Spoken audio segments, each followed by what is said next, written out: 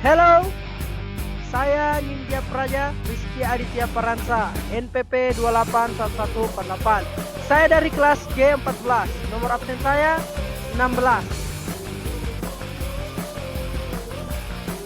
Baiklah, pada kesempatan kali ini saya akan membahas mengenai materi politik ekonomi lokal.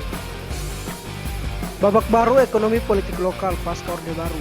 Masuknya pengaruh globalisasi ke tingkat lokal tentu membawa juga liberalisme dan kapitalisme. Globalisasi menjadi pintu gerbang bagi negara-negara kapitalis, berlindung di bawah bendera organisasi internasional, masuk ke negara-negara berkembang dengan semangat liberal dan kapitalis mereka.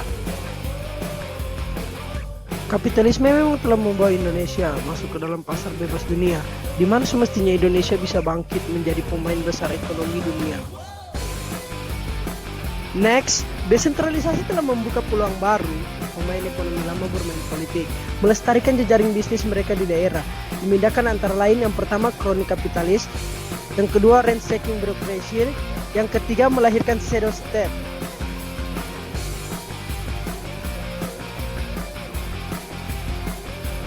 Teori dan konsep ekonomi politik. Secara garis besar, ekonomi politik merupakan studi interdisipliner antara ekonomi, hukum, dan politik. Ilmu ini berbicara mulai dari bagaimana suatu sistem, misalnya kapitalis, sosialis, dan campuran di antara kedua saling berinteraksi, mempengaruhi kebijakan publik. Next, ekonomi politik lokal bermaksud mendekatkan rakyat terhadap pemerintahnya, sehingga dapat positif seperti meningkatkan pelayanan terhadap kebutuhan masyarakat yang selama ini terabaikan karena sentralisasi kekuasaan dapat terpenuhi. Permasalahan desentralisasi fiskal di daerah di Indonesia, terutama berkaitan dengan sulitnya meningkatkan kinerja perekonomian daerah karena pembagian potensi ekonomi tidak merata, sehingga beban penduduk miskin menjadi lebih tinggi. Sementara itu, ketergantungan fiskal daerah kepada pusat akibat daerah pemekaran baru misalnya semakin besar.